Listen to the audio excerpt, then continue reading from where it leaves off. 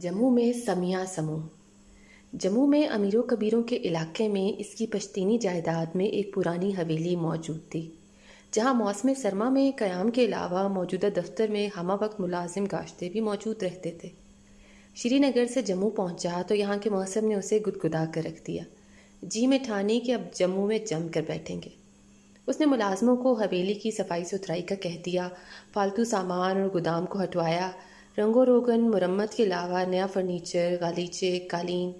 غرض یہ کہ مہینے بھر میں پرانی حویلی ایک خوبصورت، آرام دہ اور دلنشیں قیام گاہ کا منظر پیش کرنے لگی۔ مرمت و تعزین کے دوران اس نے ایک آدھ بار نہایت خاموشی سے بغیر سامنے آئے ہوئے اس بازار کا چکر بھی لگا لیا۔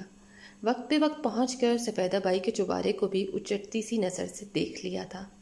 وہ اپنی طبع فطرت کے بالکل خلاف بڑے صبر اور سہج اس مبارک گھڑی کا انتظار کر رہا تھا، جب وہ اپنی من چاہی تیاری اور شوق فروا کے ساتھ سفیدہ بائی کو اپنی آمد کی اطلاع دے گا۔ وہ دراصل اسے ایک بڑا سرپرائز دینا چاہ رہا تھا۔ کشمیرے دلگیرے پرجمالے اسیرے۔ وہ ایک پڑھا لکھا، فنون لطیفہ اور سیر و سیاحت سے دلچسپی رکھنے والا امیر کبیر خاندانی آدمی تھا۔ جوانی کی دھوپ ابھی اس کے آنگن سے پوری طرح نہیں ہٹی تھی اور نہ ہی ابھی اس پر سر پر چاندی کا کوئی طاق تار پڑا تھا۔ اس کے سلجھے ہوئے ذوق و شوق، حسن جمال کی فراوانی، مطالعے و مشاہدے کی عادت اور رقص و موسیقی سے رغبت نے اسے اپنے حلقۂ قرابت کی ہر دو جنس میں مقبول و منظور بنا دیا ہوا تھا۔ صنف نازک کے بارے میں بھی وہ بڑے لیے دیے خیالات رکھتا تھا۔ عورت اس کے نزدیک محض دل بہلاوا یا کوئی دل لگی کی جنس نہیں تھی، اور نہ ہی وقتی دل بستگی یا عیش عیاشی کا کوئی سامان۔ وہ تو پڑھے لکھے مہذب انسانوں کی طرح اس کی توقیر و تعظیم کا قائل تھا، اور اسے کائنات کا حسن، زندگی کا رنگ اور خوشیوں مسرتوں کی ترنگ کا محور سمجھتا تھا۔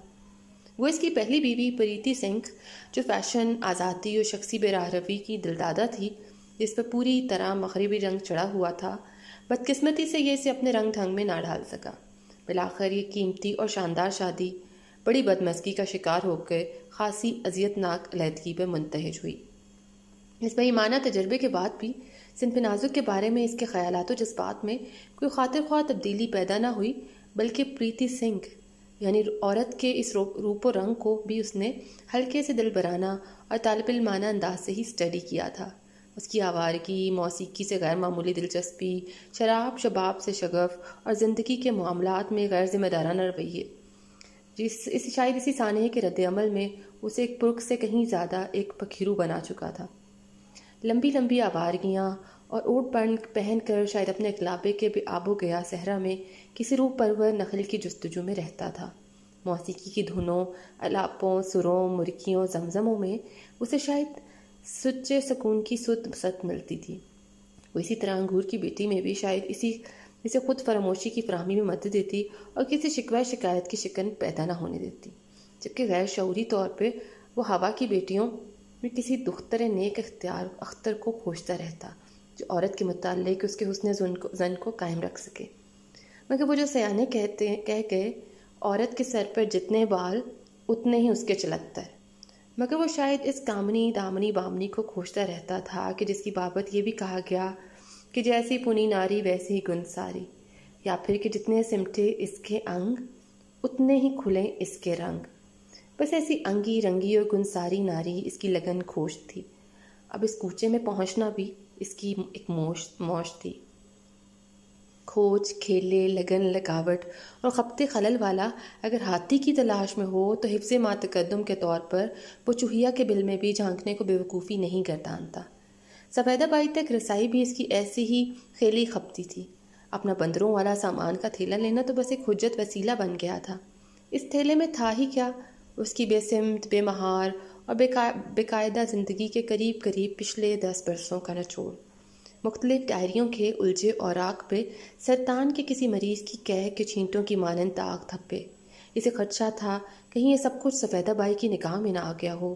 پرانی نئی چند تصویریں پریتی سنگھ کے ساتھ، گزرے وقتوں کے 2-3 پرنٹ، کالج کے وقتوں کی کلاس فیلوز کے ساتھ کچھ پوز، کچھ پرانے خط، بس ایک ایسا ہی علم قلم جو بھی تھا، اس کو دیکھ پھٹک کر کوئی بھی انسان صاحب سامان کی حیثیت شخصیت کا کچھ نہ کچھ اندازہ پتہ تو لگا ہی لیتا ہے۔ بس یہی کچھ جھنجھٹ تھا، गुरु जाने सफ़ेदा बाई ने इसके बारे में क्या कुछ गुमान कर लिया हो। हवेली की सफाई सुथराई और नए सिरे से सजावट बनावट में कई दिन लग गए थे। इस दौरान वो खुद को भी आमादा मुलाकात करता रहा। एक अजीब सी झिझक इसके अंदर से सर उठा रही थी। किसी भी चीज़ का शौक़ जब हद से तजावज़ कर जाता है तो वो चीज़ एक अनदेखे सपनों की सी शक्लें इख्तियार करना शुरू कर देती है, कभी किसी रंग में, कभी किसी रूप में, सजल भी और डरावनी भी। शौक़ विसाल भी उभरता है, फ़ुरक़त व फ़राक़ के मज़े भी लूटे जाते हैं। खौफ व हिजाब की सरसराहट भी सनसनी सी पैदा करती है। कानों की लुएं सुलग उठती हैं तो कभी हलकों में कांटे उगने लगते हैं, तो कभी कानों में खुजली और कभी तलवे चुड़कने लगते हैं।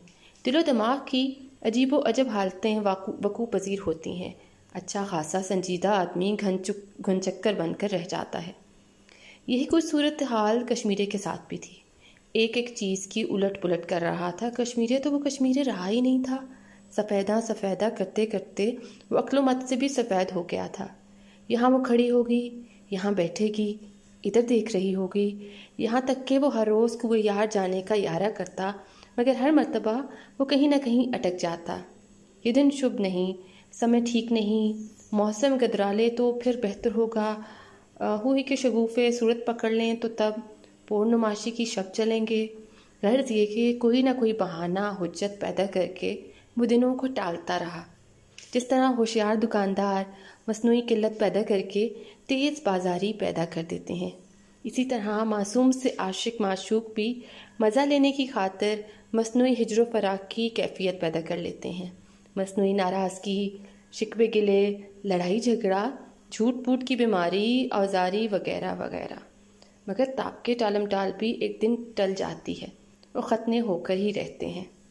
आखिर एक सुहानी सी शाम वो सफ़ेदा बाई के आस्ताने पे पहुंच ही गया। कोठे और कोतवाली आने जाने के लिए पेशगी इतला की ज़रूरत नहीं होती। जिनके यहाँ का जमाली खुशमाली हो वो बिला खटके दोनों जगहों पर आ जा सकते हैं। वैसे भी अगर सफ़ेदा बाई के यहाँ पहुँचने के लिए पेशगी इतला की पाबंदी होती तो वो दरख्वारे इतना नागरदान था। वो बिन बताए अचानक सामने पहुँचकर उसे मुतहय्यर कर देना चाहता था, जबकि सिर्फ थेले के हवाले से ऐसी बिन देखे की आशनाई में किस खुशगुमानी की कोई गुंजाइश नहीं थी।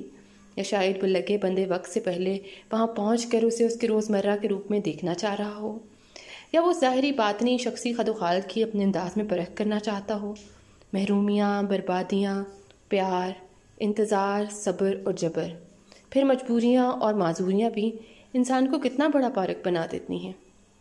उसकी नज़र में कितनी गहराई और तजर्बे में कैसी गहराई पैदा कर देती हैं कि उसमें अपनी ज़ात के समेटने, सुकड़ने, फैलने, बिखरने के करीने आ जाते हैं।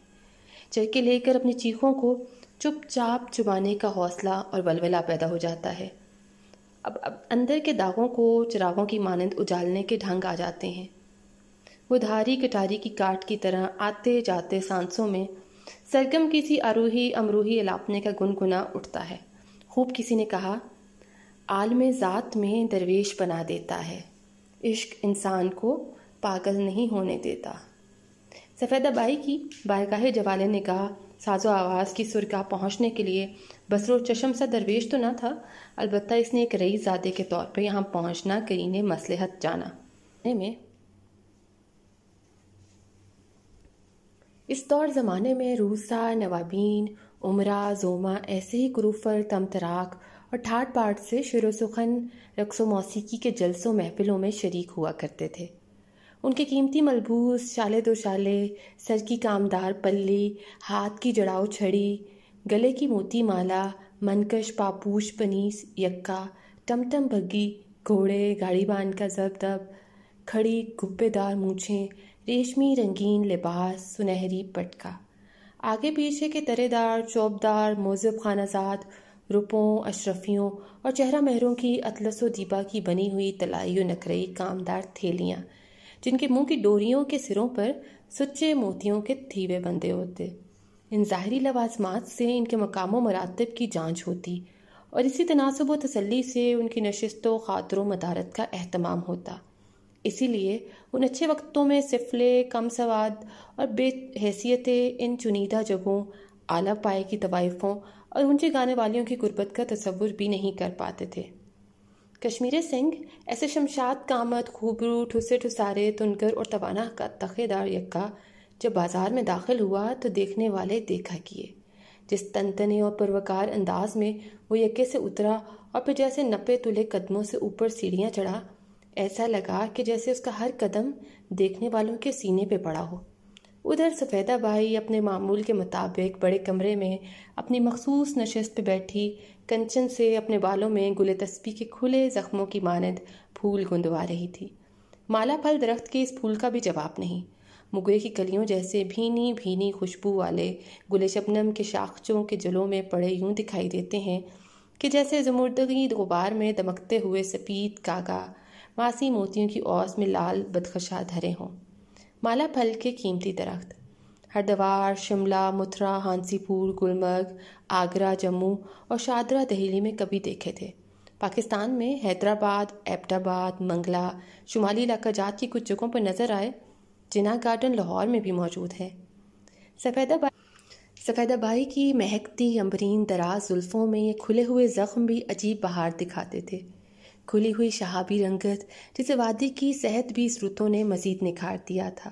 غزالوں کی سی وحشت بھری کجرائی آنکھیں، تمتماتے ہوئے گالوں، نازک سی ناک سے انار کے شگوفوں کی مانند پھوٹتے ہوئے لب، سفید ہموار چندان موتی ایسے کہ اگر کسی سر پھرے جواہری کو دکھا دیے جاویں تو وہ صرف ان کی آب و تاب ہی دوبارہ دیکھنے کے لیے اپنا دوالا پٹوا دے۔ گول کمرے کے صدر دروازے سے دھیان ہٹائے آئینہ روبرو کیے وہ کنچن کے ہاتھوں اڑسے ہوئے پھول شگوفوں کو تعریفی نظروں سے دیکھ رہی تھی کہ تلسیا پلیرا باہر منڈیر سے ہامتا کامتا اندر داخل ہوا، ہاتھ جوڑے نمسکار کرتے ہوئے آنکھ دبا کر اشارے سے کسی بڑی آسامی کے آنے کی خبر دی۔ اس بدے سدے سمے کون اتابلا ٹپکا؟ اس کے مختصر سے ماتھے پر لمبی چوڑی شکنیں ابھر آئیں۔ وہ بدبدا کر پوچھ بیٹھی، تلسی رام کسے اوپر چڑھا لایا ہے تو اتنی سویرے سویرے؟ ابھی تو سمے کانٹت بھی نہیں ٹوٹا۔ وہ تیوری ڈالے سوچنے لگی، کون ہو سکتا ہے؟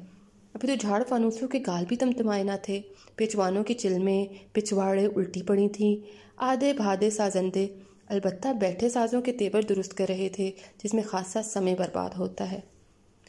بدھی والے لوگ کہتے ہیں ساز، سنگھار، ملازم، پالتو جانور، ہتھیار، بیوی اور تعلقات اگر انہیں بروقت سر میں نہ کیا جائے تو بدیر نتیجہ خاطر خواہ برآمد نہیں ہوتا۔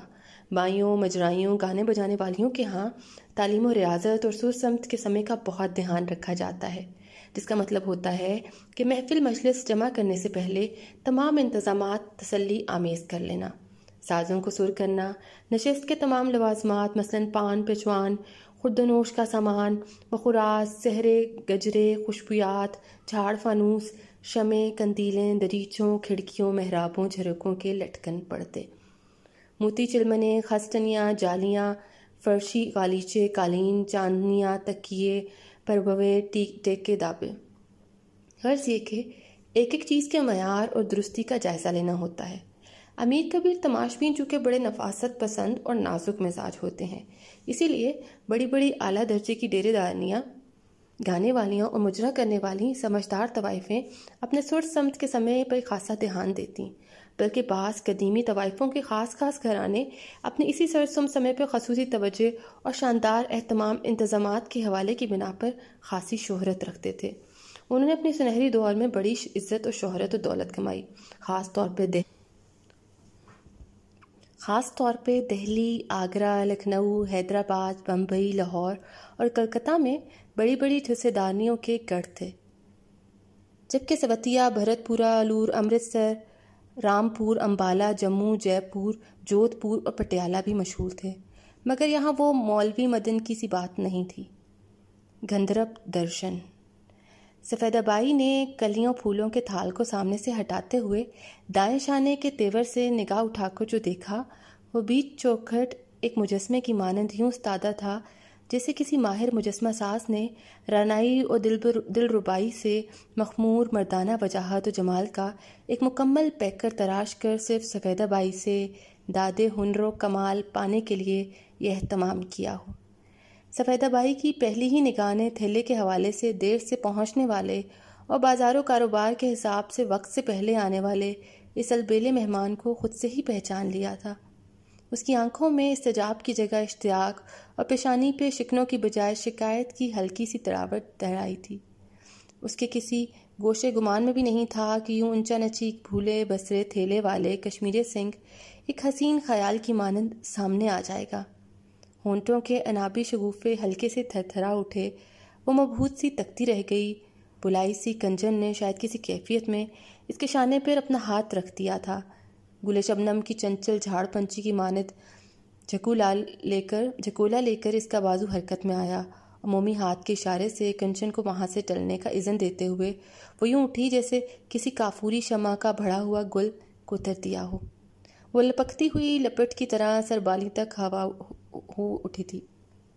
ایسے میں سر شام جنت نظیر کشمیر کی بالائیوں سے وادی کی اترائیوں تک مست مٹک مٹک اترنے والی پولی پولی گبلی گبلی پروائی اسے کشمیر سنگھ کے جسے سے اٹھتی ہوئی چاہت کی خوشبو کا پتہ دے چکی تھی۔ من ایک ملائم سی تمیز کے تکلف میں رچی بھری آواز ابھری، آداب عرض ہے، میں شاید بے وقت اور بغیر اطلاع کے حاضر ہوا ہوں، مگر ابھی تک آپ کی چوکھٹ نہیں بلانگی، اجازت ہو تو اندر آ جاؤں؟ اسے اپنے کانوں پر یقین نہیں آیا، اور ایسی شستہ زبان اور پاکیزہ لہجہ! وہ ان بساط سے لہرا سی گئی، کھڑی کھڑی سر کو خفیف سا جھلوکا دیتے ہوئے گویا ہوئی، شکر ہے آپ آئے تو شری کشمیر سنگھ جی، پدھاریے، تشریف لائیے، من تسلیمات بجا لاتی ہے۔ آگے بڑھ کر سواگت کرتے ہوئے بولی، بہت راہ دکھائی آپ نے۔ اسے اپنے دائیں جانب ایک متلی توشک پر بٹھاتے ہوئے انار کی کلی کی طرح چٹکی۔ آنکھیں پتھرا گئیں اور مال چاندی پکڑنے لگے۔ اب بچے کچھ سمجھانے، توبہ توبہ آپ کی بے نیازی اور کچھ ادائی، وہ شاید اپنی طبیعت کے برعکس کچھ زیادہ ہی چہک اٹھی تھی۔ کشمیر سنگھ اس سمے مہاراجہ رنجیت سنگھ کا لاڈلا بیٹا دلیپ سنگھ ہی تو لگ رہا تھا۔ پتلی پتلی ریشمی مونچھوں تلے نرم باریک انگارہ سے دہکتے ہوئے سرخ ہونٹ، مضبوط مردانہ دہانہ، آنکھوں میں دید رس کی مستی دری ہوئی، بڑی لگاوٹ سے سفید ابائی کی چلبلی ترنم ریز چہل سے محسوس ہو رہا تھا۔ سوچنے لگا، یہ وہی سفید ابائی ہے جس سے ملنے کے لیے وہ کیسے کیسے بےتاب رہا، کتنے لمبے انتظار کا کشت کھینچا، جس کی گائیکی اور مدھر آواز کے فصوں نے اسے دیوانہ بنائے رکھا، جس سے ایک تعلق خاطر نے اس کی پارا سفت طبیعت میں ایک ٹھہراؤ پیدا کر دیا تھا۔ یہی تو وہ تھی جس کے تصور اور مترنم تکلم نے اس کے صنف نازک کے بارے میں ٹوٹ کر بکھرے ہوئے اعتماد کو ایک بار پھر استحکام کی دولت سے مالا مال کیا تھا، اور پھر روکھی پھیکی لاحاصل زندگی میں قدرے کرینہ اور بے رونق شب روز میں کچھ مصروفیت نکل آئی تھی۔ وہ اس ٹک ٹک دیدی سے قدرے جھمپتے ہوئے بولی، ہائے اللہ، ایسے بھی کیا سینگ نکل آئے میرے ماتھے پہ کہ معاشے دیکھے ہی جا رہے ہیں۔ وہ بنا آنکھ جھپکے اسی طرح بولا، اپنا اور تیرا نصیب دیکھ رہا ہوں۔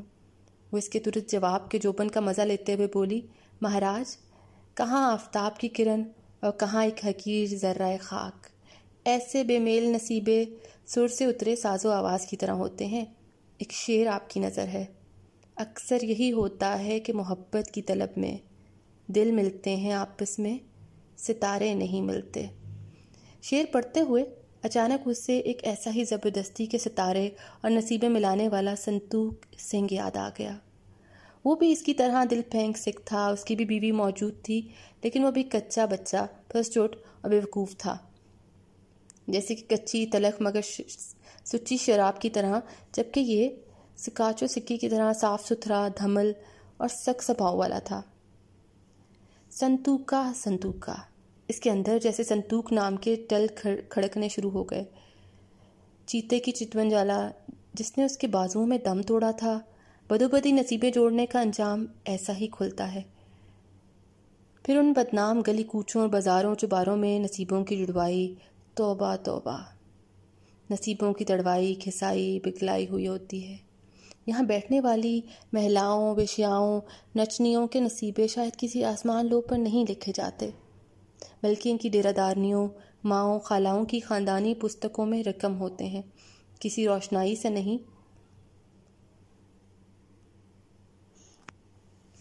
سوچ اور خیال بھی شاید مرغِ زری کی مانند دو خوشنما پرندے ہوتے ہیں، نرم نرم، ملائم، نظر نواز، رنگوں کی ایک دل فریب قوس قزح۔ انسان جب ان برق پرواز پرندوں کے پیچھے لگ جاتا ہے تو پھر وہ عصر موجود کی گرفت سے وقتی طور پر نکل جاتا ہے۔ وہ وجود سامنے موجود ہوتا ہے مگر ذہن، دماغ، سوچوں اور خیالوں کے پرندوں کے پیچھے کہیں لگا ہوتا ہے۔ آنکھیں کھلی دیکھ رہی ہوتی ہیں،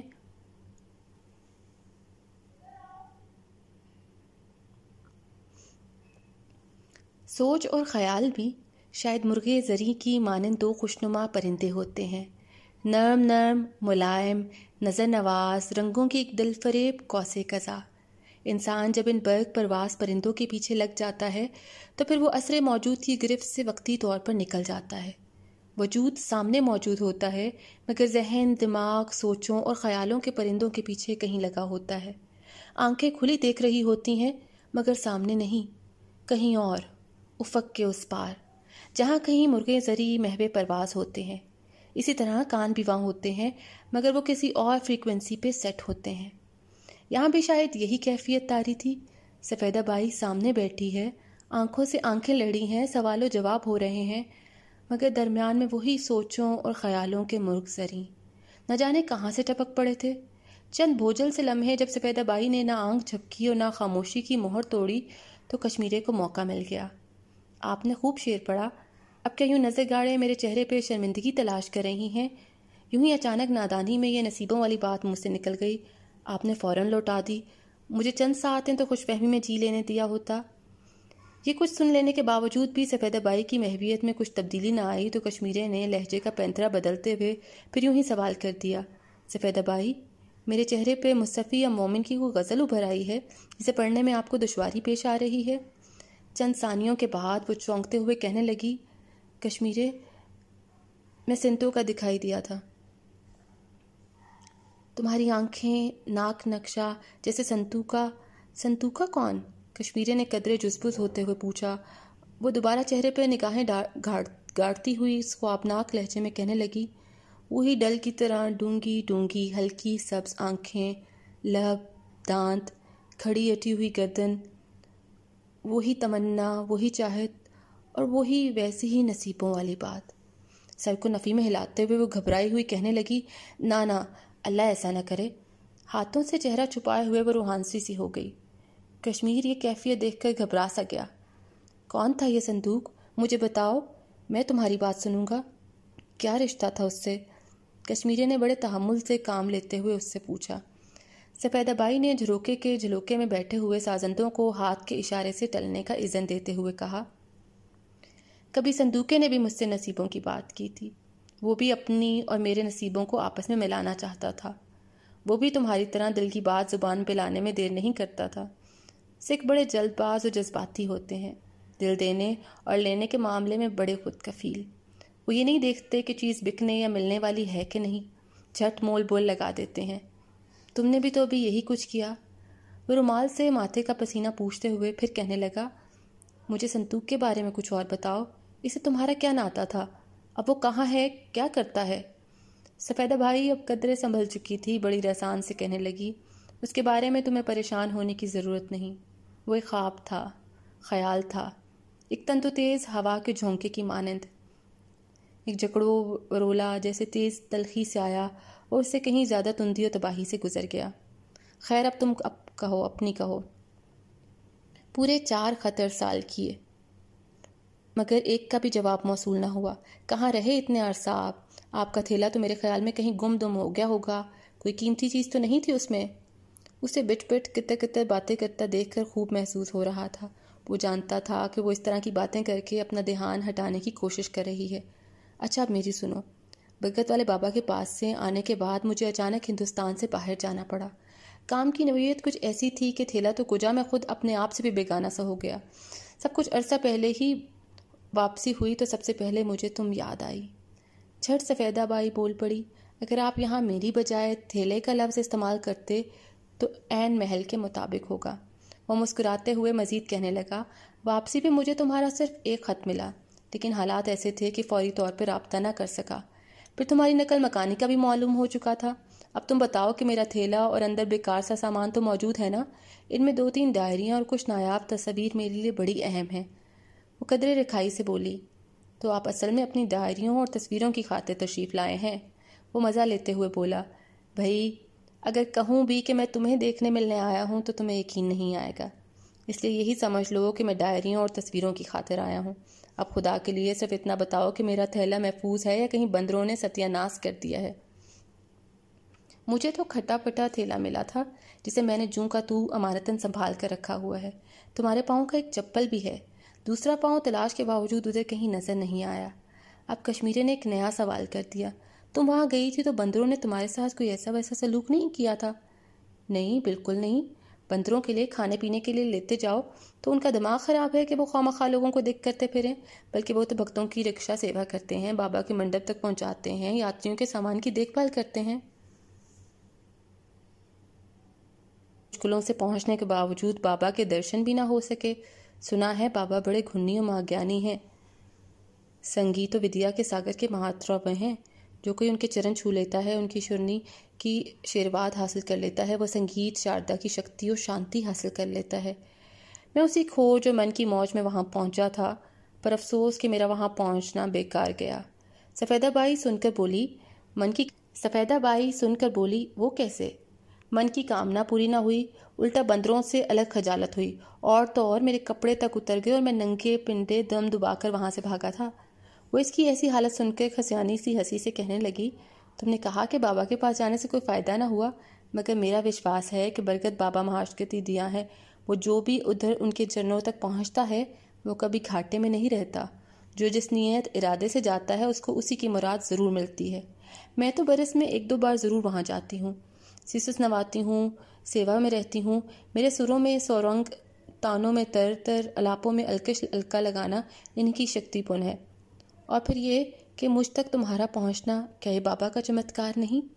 کشمیری آنکھیں پھیلائے ہوئے بولا، ہاں یہ تو درست ہے۔ مجھے ایک سیانے نے برگت بابا کے پاس پہنچنے کا مشورہ دیا تھا کہ تمہارے من کی کھوجن اور چت کی چنتا کا دارو سنگیت شکتی کا بدھان ہے، اور یہ سوکھیا تمہیں برگت بابا کے چرنوں سے ملے گی۔ سو میں یہی دھیان پلے باندھے ادھر پہنچا تھا۔ پھر وہ آنکھیں موند ہاتھ جوڑے کہنے لگا، دھن ہو برگت والے بابا، مجھے آج چت چنتا کا چت چور بھی مل گیا۔ یہ تھی پہلی ملاقات۔